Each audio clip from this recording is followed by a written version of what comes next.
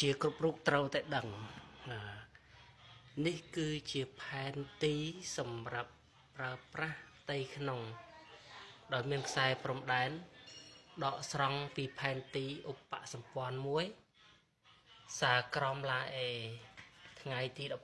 15មិថុនា1962បាទអញ្ចឹងចាប់ពីខ្សែក្រហមទៅលើនេះគេហៅខាងជើងវាមានប្រទេសសៀមនេះប្រទេសសៀមហើយចាប់ពីខ្សែក្រហមចុះមកក្រោមទិស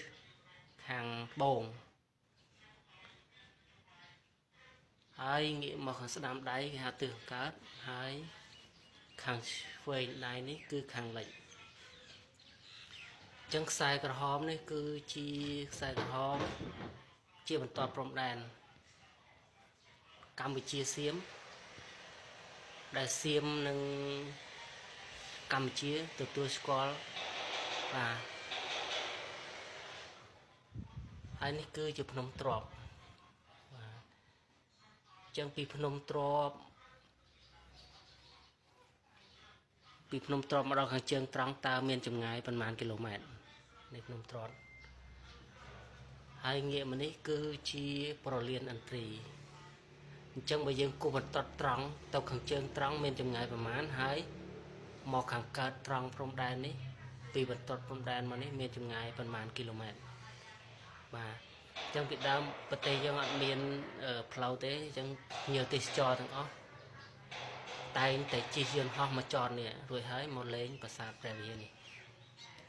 បាទក៏មិនអត់មានផ្លូវទេហើយនេះវត្តកែវសិក្ខាគិរីស្វរៈអញ្ចឹងបើយើងវាស់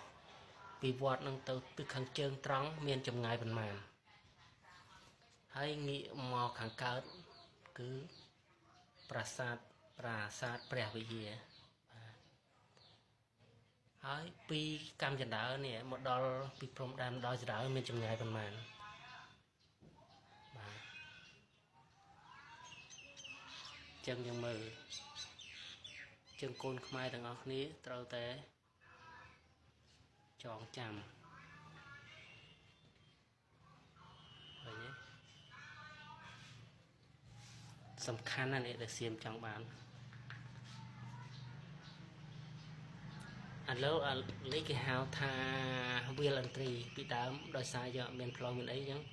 ភ្ញៀវទេសចរគាត់ចុះគាត់ជីអេលីកូមកចុះត្រង់នេះរួចហើយគាត់មកលេងប្រាសាទនេះហើយភ្នំទ្របអញ្ចឹងកូនខ្មែរត្រូវចាំពីបន្ទាត់ក្រហមនេះពីបន្ទាត់ក្រហមមកដល់ភ្នំទ្របមានចម្ងាយប្រហែលគីឡូ